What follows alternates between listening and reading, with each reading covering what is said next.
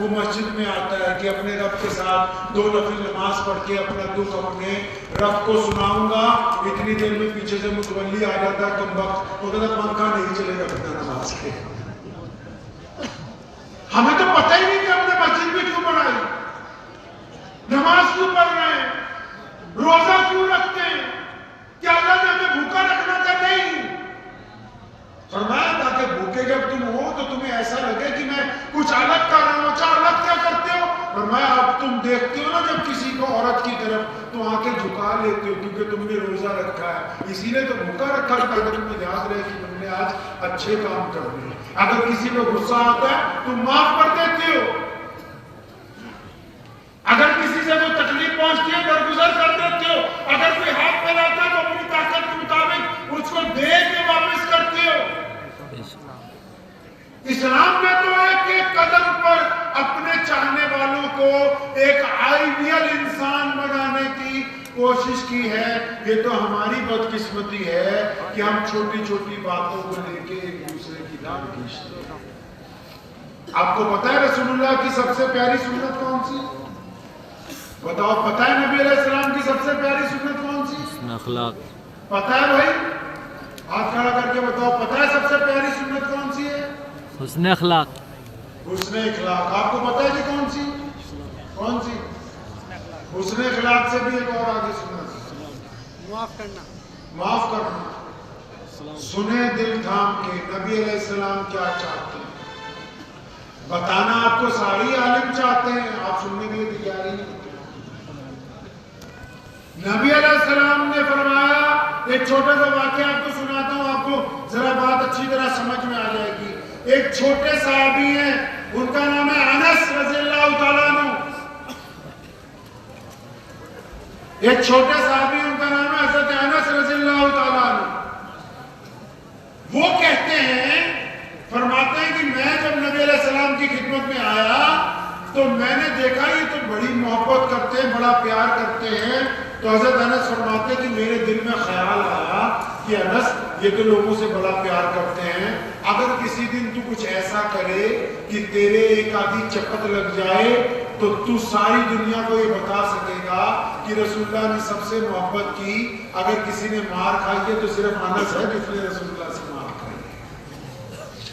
تو یہ کوئی بری خیال بھی نہیں تھا، وہ چاہتے تھے کہ بس میں الگ طرح پہچانا جاؤں کہ یہ ہے بندہ جس نے کٹ بھی کھاتی ہے. اب فرماتے ہیں میں نے کوشش تو بہت کی. بھائی ادھر جو لوگ باتیں کر رہے ہیں ان سے گزارش ہے 2 منٹ بس چپ ہو جاؤ، 1 بج گیا ہے. تو انس رضی اللہ عنہ فرماتے ہیں کہ میں نے بڑے دن کوشش کی کہ نبی علیہ السلام کسی بات پر تھوڑا سا اظہار برہمی کریں اور میرے ایک آدھی چپت لگ جائے، لیکن فرماتے ہیں نبی علیہ السلام پیار ہی اتنا کرتے ہیں، محبت اتنی کرتے ہیں، میں نے تو ان کو کبھی غصے میں دیکھا ہی نہیں.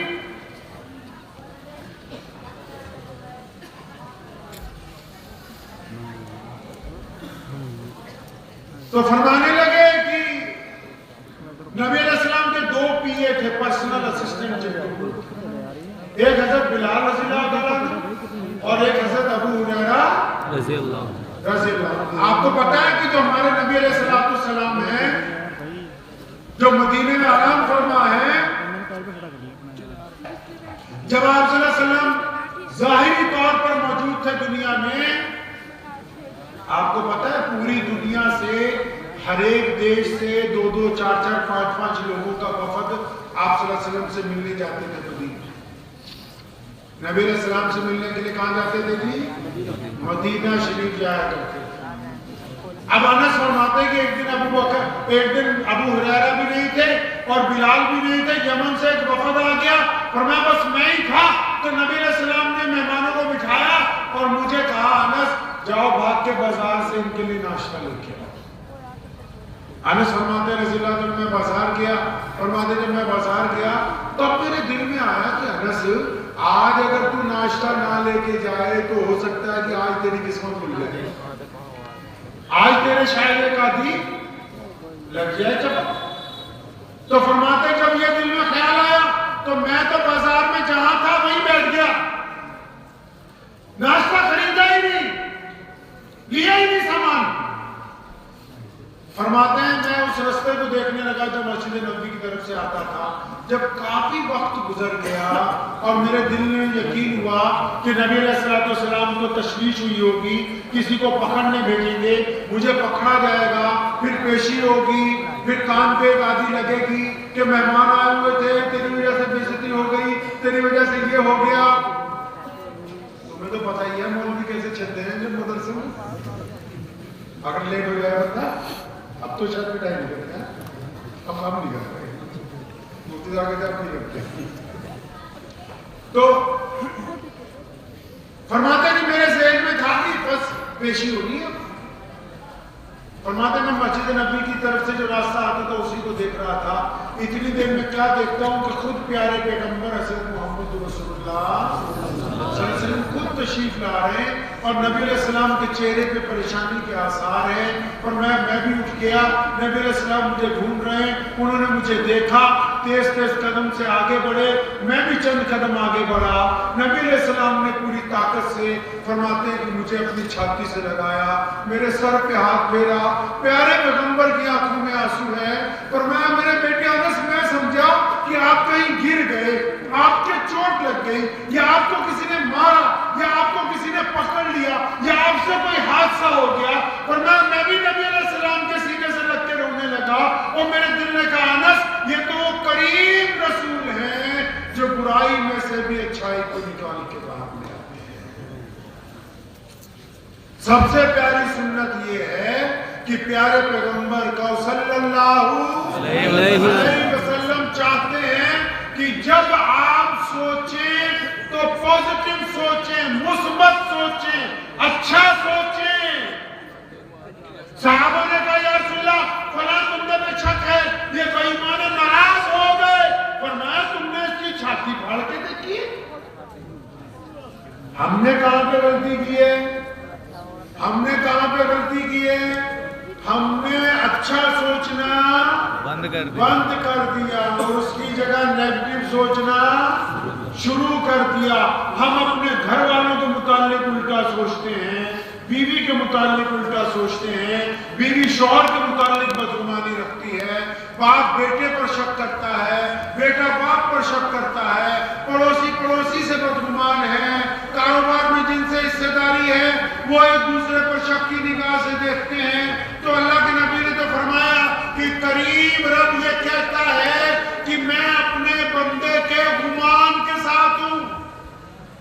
اللہ کیا کہتے ہیں کہ میں اپنے بندے کے گمان کے ساتھ ہوں. اور نبی علیہ السلام نے فرمایا کہ انما الاعمال بالنیات, عمل کا دار و مدار نیت پر ہے. اب آپ نے سوچا ہے کہ برا ہونا ہے تو برا ہوگا, آپ اگر سوچیں کہ اچھا ہونا ہے تو اللہ اچھائی کے اسباب پیدا کروا دے. سچی بتاؤ ہم صحیح نہیں نہ سوچتے.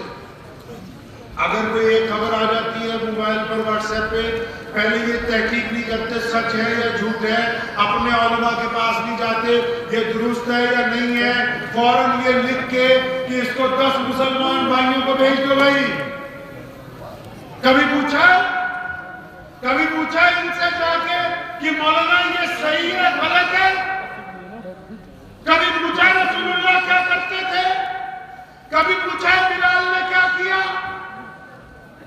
ابو جہل نے دسیوں بار رسول اللہ کے سامنے کھڑے ہو کے الٹی سیدھی باتیں کی, نبی علیہ السلام نے اس کی بات کو کبھی نقل نہیں.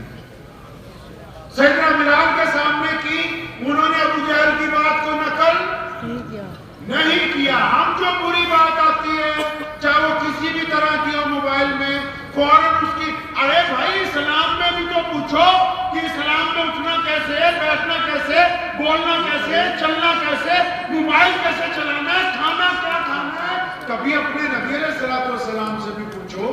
بس صرف اتنی بات ہے کہ مسجد تک جانا ہے, اذان ہونی ہے, 4 رکعت پڑھنی ہے, چندہ دینا ہے, اس کے بعد اب اپنے گھر نہیں. میرے بھائی اسلام تو ایک خوبصورت زندگی گزارنے کا راستہ اللہ کے نبی نے بتایا. کریں گے کچھ ایسا نہیں انشاءاللہ, کریں گے انشاءاللہ. کیسا سوچیں گے بھائی؟ اچھا رائے قائم کرنی ہے, اچھی رائے لکھ لو اس کو دل کی تختی پہ. اگر کوئی ریڑھی چلانے والا یہ سوچ لے گا میں نے بزنس کھڑا کرنا ہے، ارادہ کر لے، پاک وہ 10 سال میں کھڑا کر لے.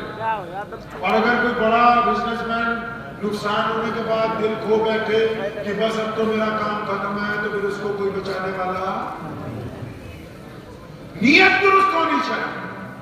نبی علیہ السلام چاہتے ہیں کہ آپ پوزیٹو سوچیں، آپ مثبت سوچیں، آپ لوگوں کو ڈرائیں نہیں، ان کو حوصلہ دیں. اکثر میں نے دیکھا ہے کوئی بیمار ہو جاتا ہے نا، تو کئی برادریوں میں تو حالت یہ کوئی ذرا سا بیمار ہو جائے نا، 100 200 400 رشتہ دار ایک ہفتے میں پہنچ جاتے کہ یار اس کے مرنے سے پہلے اس کو ملا ہے. اندازہ لگائیں کہ آپ کیسے سوچ رہے ہیں، کس انداز سے سوچ رہے ہیں. آپ اگر ایک بیمار کو جا کے کہیں گے کہ تو بیمار لگ رہا ہے، اس کا دل بیٹھ جائے گا. اگر آپ جا کے اس کو یہ کہتے ہیں کہ کل سے آج آپ اچھے لگ رہے ہیں، تو بیماری سے تندرستی کی طرف چلنا